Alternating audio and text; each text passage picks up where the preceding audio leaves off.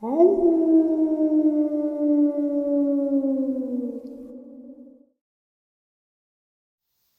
and salutations, everyone, and welcome to tonight's second half. Before we jump into it, a couple links.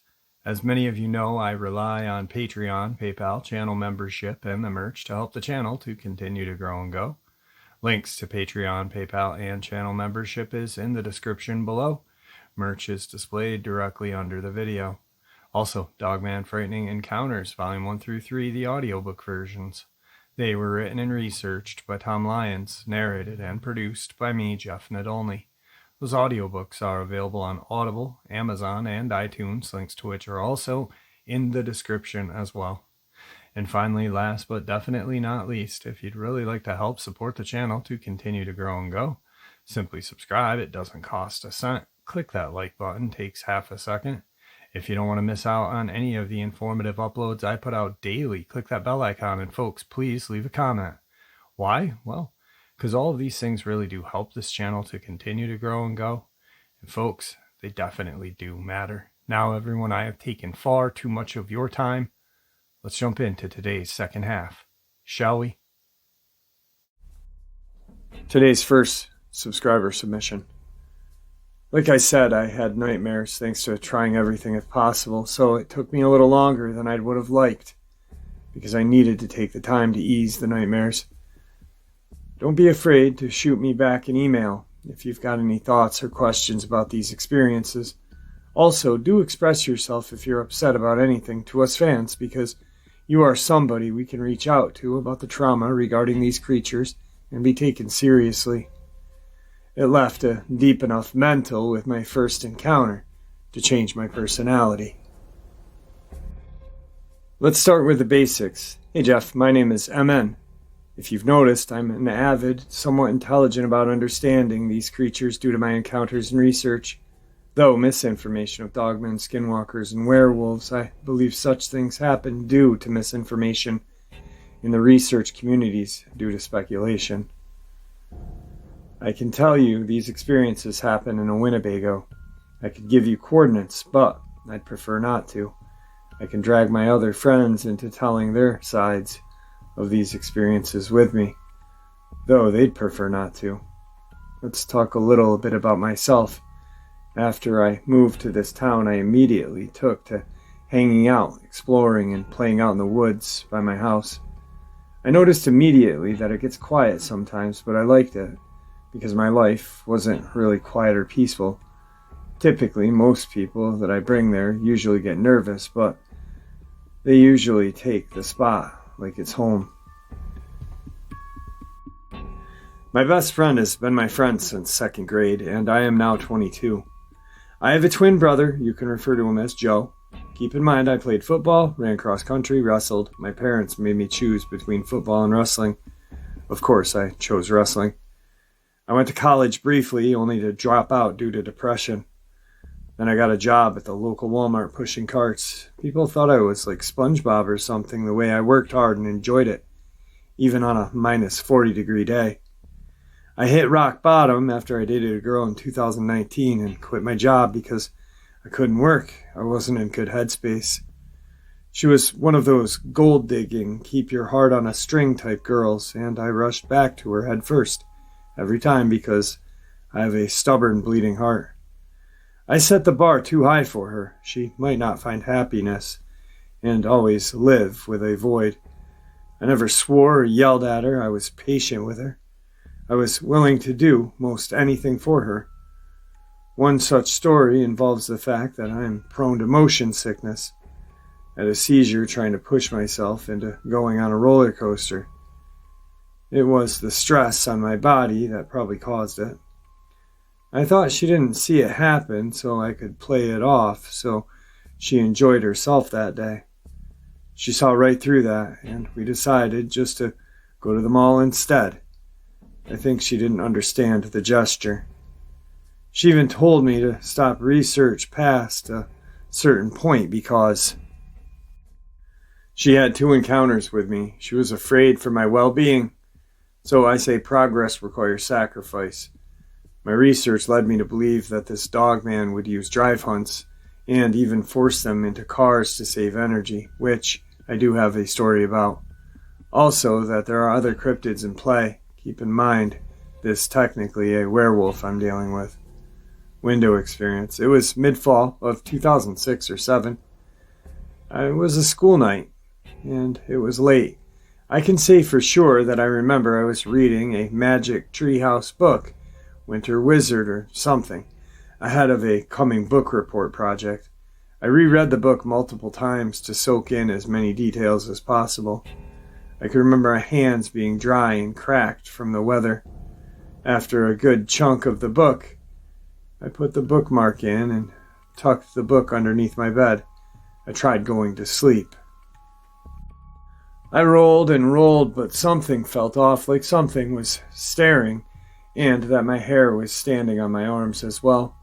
So I turned toward the window and saw something that was nearly a foot taller than my dad by comparison to the window. My dad's 6'3" in shoes.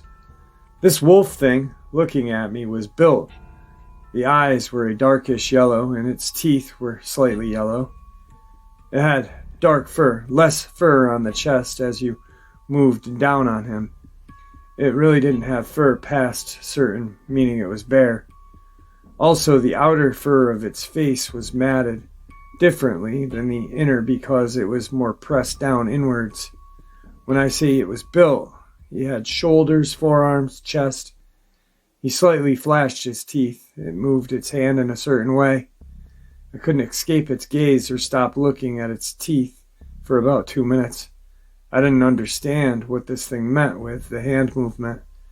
I just knew it wanted me to go outside. I was paralyzed, shaking with fear. I slowly pulled the covers over my head, crying silently. My mind raced. Should I run or should I just stay put? Within 2 minutes, I built the courage after what felt like forever and ran to my parents' room screaming and crying bloody murder. I didn't dare look back at the window. By the time my mom and dad and myself checked out the window, it was gone. After that, nightmares of being chased by wolves and being ripped apart alive with actual pain in the dream. I realized later that it was the hand gesture meant come here. I can't help by wondering about 2 things. What would have happened if I went outside? And 2, why bother the way he did when he could have easily punched his way through the window and killed everyone with ease, only to try to get me the way he did. 2015, summer of. I was a coming sophomore, so was my brother and my friend. We were out with 2 guys who were incoming freshmen. It was midsummer. It was midday and hot as crap. Everyone was sweating profusely. The bugs weren't biting us where we were at, but my friend, twin, and I always knew about this place that looked like a pond but never went down till that day. We were out fishing at the creek that is close to it. There's actually a trail off the other side of the creek that leads you there. We were goofing around by fishing for creek chub, which is a type of minnow with worms. We ran out of bait and said, yeah, let's go check out this pond. My pole setup wasn't set up for quick changes because I didn't have a swivel, meaning I had to tie everything on again. My friends went ahead except for my friend who waited for a minute and gave me a swivel. He said the mosquitoes are getting bad here. I know you'll catch up, and he went on ahead catching up with the other friends. By the time I got my swivel, lure, and tackle box all prepped up, it had been about 4 minutes since my friend left. I started on the trail, toting my tackle pole and bag. I noticed something big and black on all fours. It was walking on and sniffing my friend's tracks. Its height was the odd thing at the shoulders. It was almost at breast height to me. It didn't notice me, and my dumbass decided to rush it and yell, hey. It looked back oddly and kind of smiled and made a quiet noise. It rushed ahead of me, though. I'm a year-round mid-built athlete. He dusted me worse than anything could have. I was hopping over everything in my way. I managed to turn on the trail and book it to the clearing right in front of the pond. I stopped to catch my breath. I dropped my gear and put my hands over my head. My friend was waiting there. He asked me if I had gotten lost or had to take a dump. He saw I was a little stressed, and he asked me semi-ironically, "Did you see a ghost?" I said, "No, I saw a giant black wolf." He chuckled for about a minute and said, "No way, man, not in Illinois." "But the bass are biting here, buddy." I said, "I'll catch up in a minute and try and figure out how he outmaneuvered me." So I backtracked. I noticed my tracks went further than his past a certain point. So my assumption was, instead of going toward the clearing, he went to the right through the brush just before the clearing. I looked into it. There are reports of wolves in the state line. I made a report to the DNR website and included an odd size of the wolf. Within 10 minutes, the phone rang because I had left my number if they had any questions. I had a strong feeling I shouldn't pick it up, so I didn't. Then I forgot about it until spring. By then, when the shenanigans of the hide-and-go-seek I mentioned online before as a question. Spring of 2016, 11 a.m. It was a tragic year. I lost a lot of people, a coach, my grandfather, and my sister in that order. My sister died in May. All of them suddenly, yet spaced apart. I once again found solace in the quietness of the woods, not because I wanted things to be quiet, but because I wanted to be alone, because that's how I felt, though I didn't mind my brother along with me sometimes, though he talked too much. We weren't far from the pond. We went right just before the clearing. We saw it again. We looked at each other again, and we didn't even need to speak. We nodded and just rushed it. The creature moved in such a way past the brambles, the logs, and other debris, with such ease, and all the while giving a smile before it took off. I couldn't help admire the level of grace right then and there. It disappeared past a certain point like a ghost, but me and my brother looked with each other for a while. We split up looking. I saw it alone again after looking for 25 minutes. I rushed it again. It still had that smile and grace. By then my legs were bleeding from the brambles. It ghosted me again. Within a couple of minutes of that, I saw my twin again. Shortly after, we looked together for less than 5 minutes, then saw it one last time and rushed it one last time. It felt like we would never catch it. We decided just to go home because we were both pretty scraped up, bitten up on the top of that. Another friend's story. It was 2017 winter. My friend lives on a long stretch of road. Not too far from his house, he would make a couple of bucks cleaning and taking care of horses. He was headed there late because he had went to college scouting for track during the day. He was driving his truck, and not too far from the guy's house, he saw a black wolf man, as he described, on 2 legs. My friend turned the lights up, and then it changed to 4-point stance and ran off into the brush. He talked to the guy about it for a while and talked about some other stuff. Then something startled the horses. He told my friend to stay behind, and he grabbed his gun and turned out the brights on the porch lights. And they stood there for a while, went back inside, then went out back with the man to take care of the horses. My friend got done, got paid, and got out of there. But he called the guy within 30 minutes to check up on him, and the man said everything was all right. After that, my buddy waited a couple days and decided to tell the wildest guys he knows, so he messaged me. I told him my experiences, and we pushed it off, though the pieces were fitting together. But we continued without looking until that night. We ran into it unintentionally then. Some week during September of 2018, 11 p.m. to 1:30 a.m. My best friend, the guy from the last story, 2 of his friends, and my twin decided it would be a good idea to play the game called Missing Man. It's a simple look for the missing man in a group as friends in the dark and out in the woods, of course. My best friend only hid the longest, though my senses are sharp to know his exact location while knowing the group's location. For some odd reason, I didn't want no part of this game. I wanted to stay next to my best friend, though. It could give away his position to the group. It was quite probably because I heard footsteps elsewhere. We were just outside of the woods, my best friend and I nodded, and we decided we should scare them and draw them back at the same time because our humor is a little twisted since we were childhood friends. He was up in a tree watching me barefoot. He said, "Go and scare 'em." "Scare 'em bad." I nodded and said, "Okay." So I started screaming hysterically, "Get it off! Get it off!" You would have thought somebody lit me on fire. I got a kick out of it. He got a kick out of it. They came running back, saying and asking, "What's going on?" I told them I just did it to mess with them. My brother and the two others pushed me to the ground and started roughhousing with me, calling me a a-hole. We started talking about what we were going to do for the next 5 minutes. That's when something interesting happened. They screamed loud enough you could feel it in your chest and your ears hurt just a little. It sounded like a guttural high pitch, just to imagine the sound of a old horror movie woman screaming mixed with a pig that lasted for about 30 seconds.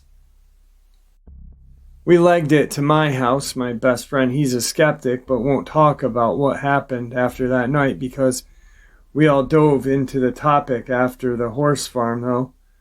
I was neck deep compared to them. They explained something was following them from the distance while they were looking for my best friend. We decided that that's messed, so let's do something else. So, went Blood's Point, the most haunted road in Illinois. It didn't go any smoother at Blood Point, so decided McDonald's they wanted to hear my theories on it. I didn't state anything than what I already definitely knew, such as there are different types and that they jump real far. After that, they dropped my twin, my best friend, and I off, but they had to come back because my twin forgot his phone in their car. Sure enough, they saw it running through the park towards the no trespassing sign property. Last week of September of that year was interesting working at Wally World due to the scuffle of people trying to buy last-minute stuff on the weekends. Also, we went looking for it with 5 friends plus my brother. It's just 'cause we were bored. It was drizzling and cold enough for a sweatshirt. It quickly started tailing us as soon as we entered the woods. It came from the side, from the firing range, no trespassing zone. I told them right away that we were being followed. We went toward the highway and the neighborhood fork instead of going straight. We went left on the trail that leads towards the other neighborhood. By the time we were halfway down that trail, we were getting rocks pelted at us. Just before the fork that leads to the island in the corn, I can see these rocks are bigger than my fist. Also, they come from up and over the tree line. My friend with the horse farm story nearly got a huge one straight to the head, but it went over less than a couple of feet. The situation had a different type of air to it. We all decided to keep moving to avoid being pelted. There was a moment that I knew something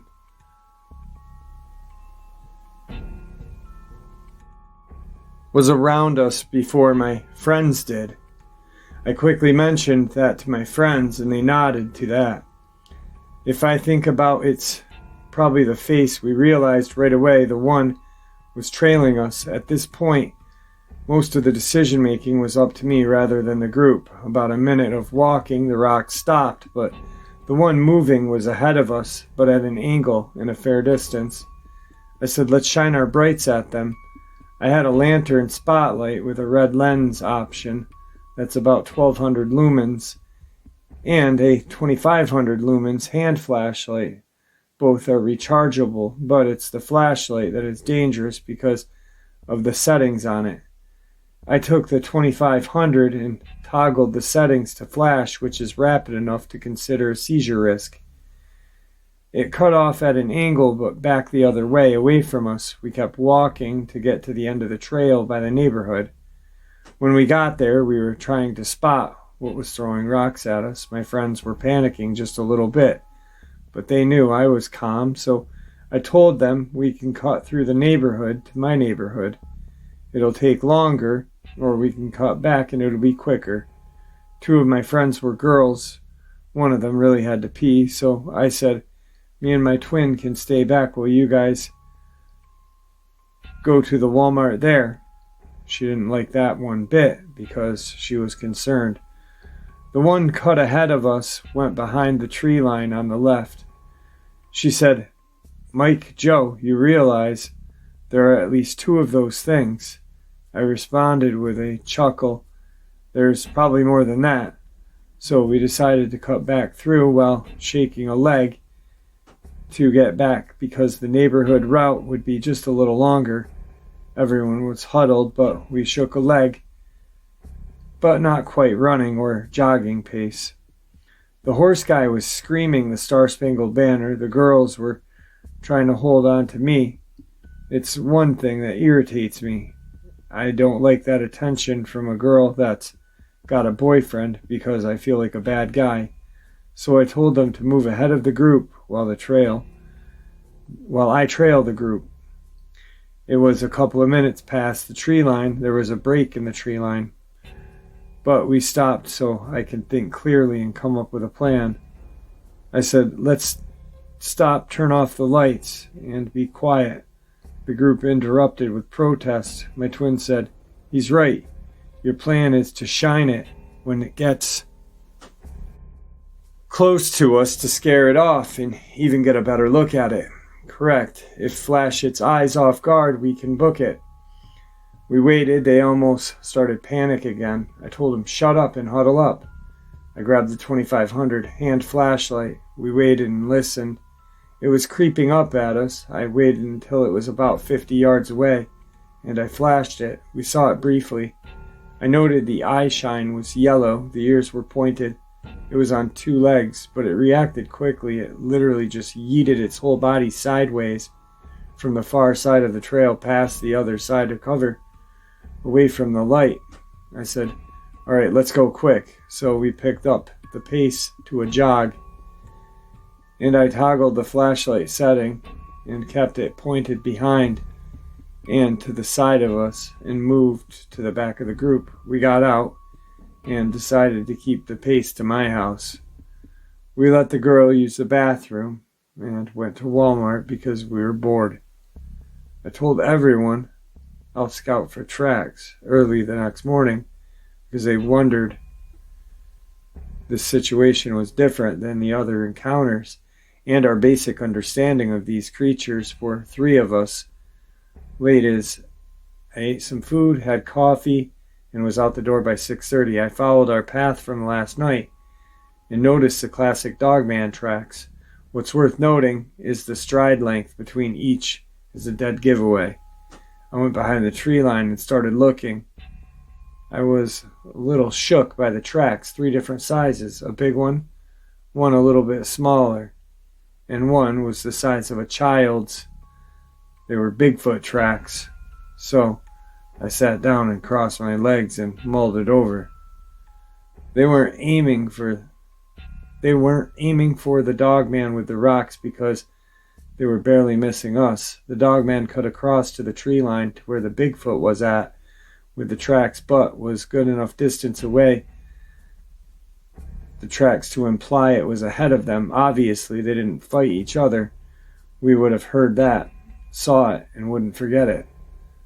So I deduced the Dogman was trying to keep pace with us from them, which is odd, not a character for a Dogman. So I plucked some hair from my beard and decided to scuff my prints and leave. I told my friends and twin later, and they knew enough to think this was odd too. Researched at the forest preserve, I found Dogman prints along the creek and the smaller Bigfoot prints ahead of the Dogman's.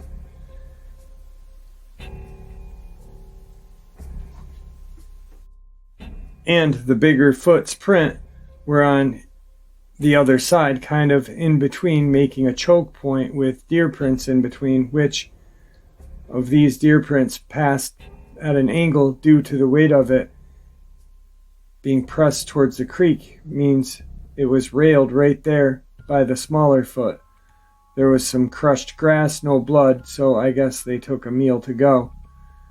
I guess they do co-op drive hunts, which is the most unusual behavior. Again, I sat down, crossed my leg, and thought it over while plucking my beard hair for a couple of minutes and started walking home. The next encounters were brief but resounding, not even a couple of weeks apart. A couple days before that, I was being stalked because I decided to walk through the neighborhood on my way home from work that night because the weather wasn't gonna stay nice for too long. I felt like I was being watched. It was quiet. My heart rate shot up. I started walking on heels to hear better. I heard something moving alongside of me in the cornfield about 150 yards ahead of the tree line. I didn't pay it any attention and pretended not to notice it because it would have had to go back through the woods because it couldn't cut through the neighborhood. It was 20-minute stroll that night home. I got home, ate some lasagna, and drank a lot of water. I realized I left my caddy and propane key in my pocket. I begged my mom to take me right back because there were only 2 sets and I had one of them. My boss was still there. She looked at me funny and asked, "You forgot something, Mike." "The keys, boss." "Oh, okay," she said, and continued through the paperwork. I put them away and went back outside, took a long glance at my lot.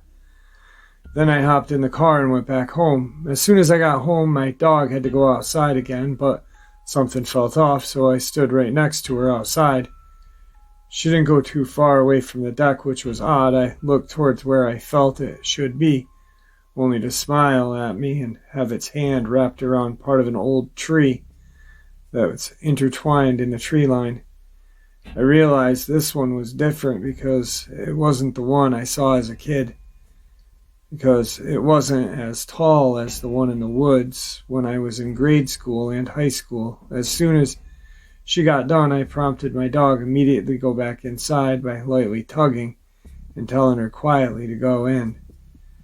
She was at the door before I was. My little cousin was over. We were messing around, playing video games, vaping, and telling stories about hijinks and shenanigans. He found my Linda Godfrey books in my folder. While we were waiting for my best friend to show, he started making fun of me.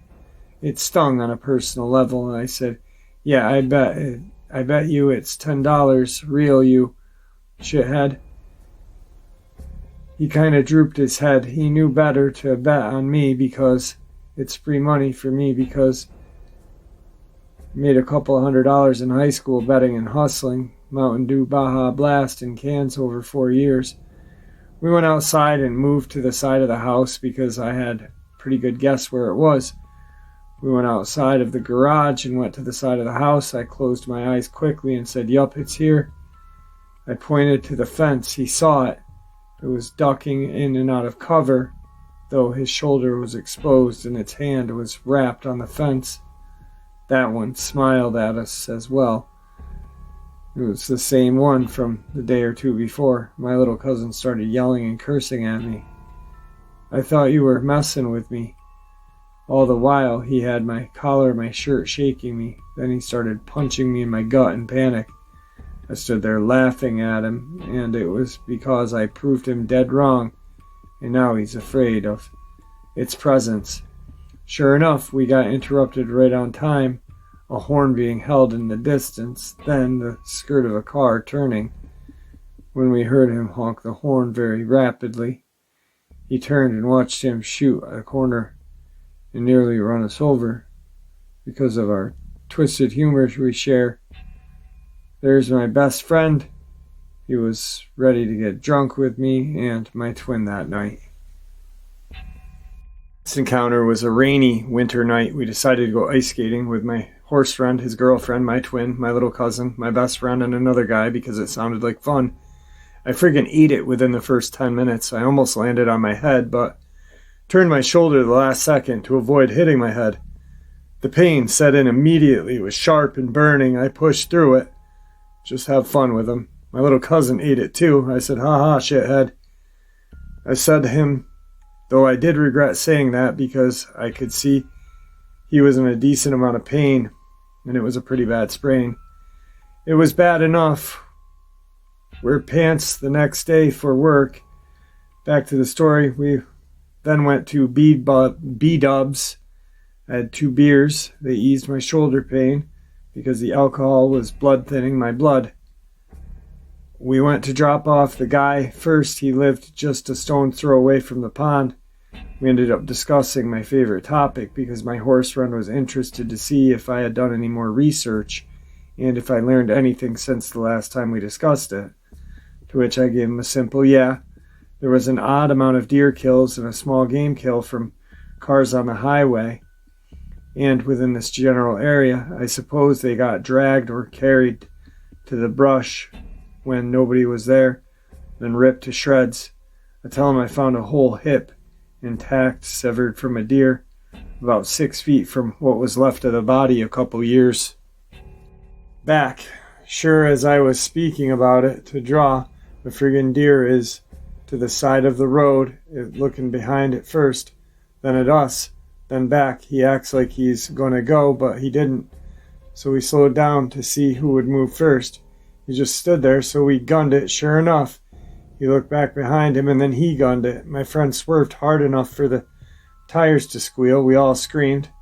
Me and my little cousin looked back to see it on all fours on the right, only for a couple of seconds, just to get out of view thanks to the fact that we were still moving. At that point, a grim thought crossed my mind. Am I stuck dealing with these things regardless of where I go? And how long will I have to deal with these things for? I already vaguely knew the answer, but I didn't want to accept it.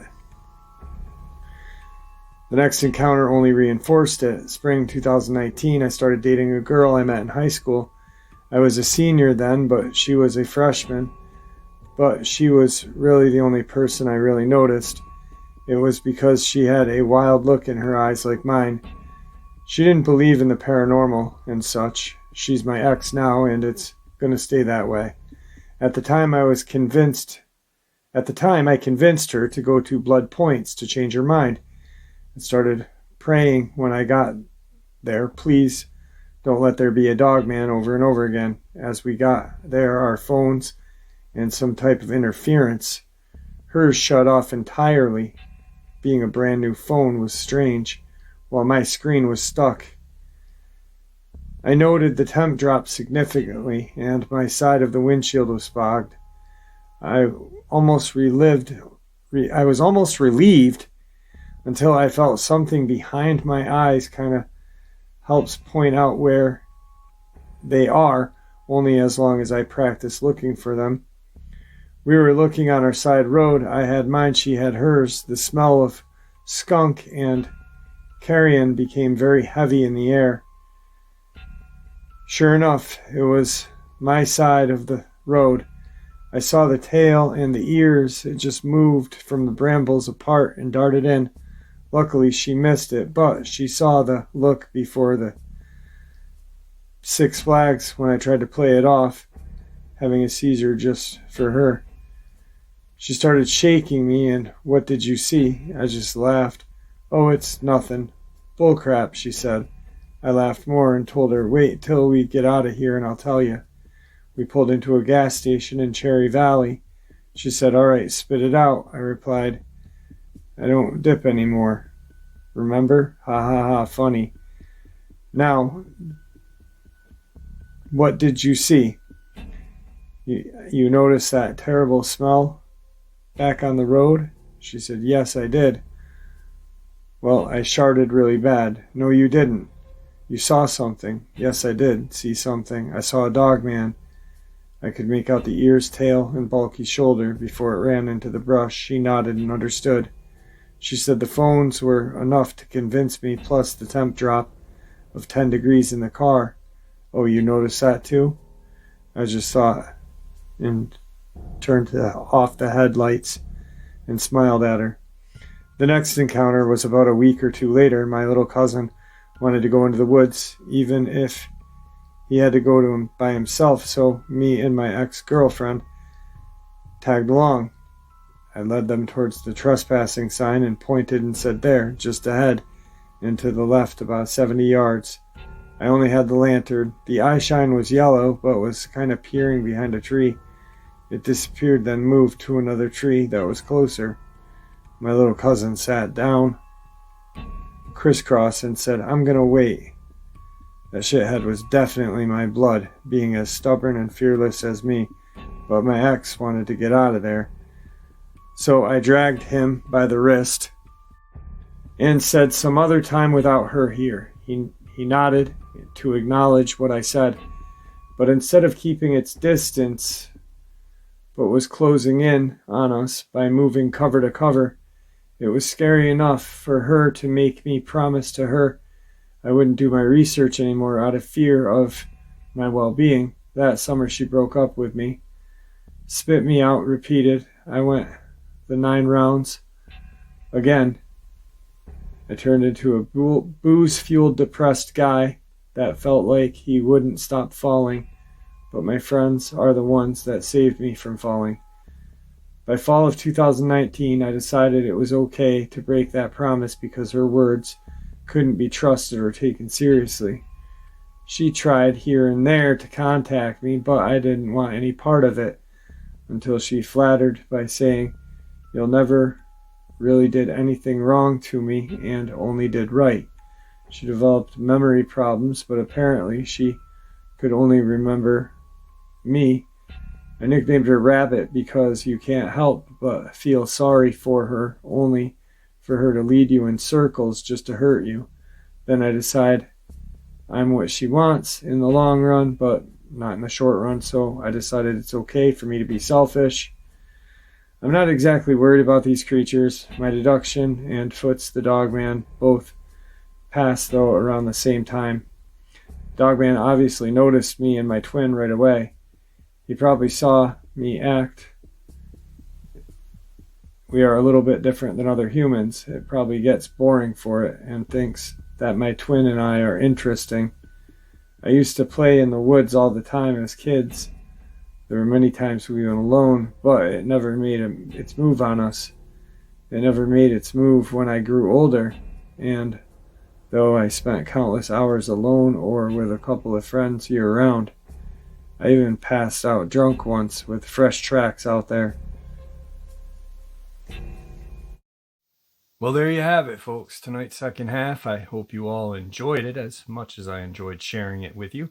I'd like to thank you all for supporting the channel. It is, after all, your support that keeps this channel growing and going, and honestly, what gives people a place to share their experiences, ideas, and theories, judgment and ridicule-free, simply treated with the respect that we all deserve. Thank you. Everyone, please stay safe, happy, healthy, and ever vigilant, keeping an eye on our children, pets, family, and friends. These creatures are real. They are out there and dangerous. Share this information with the people you love and care about, and it may just help save their lives someday. Until next time, never stop asking questions, never stop searching for answers, and God bless.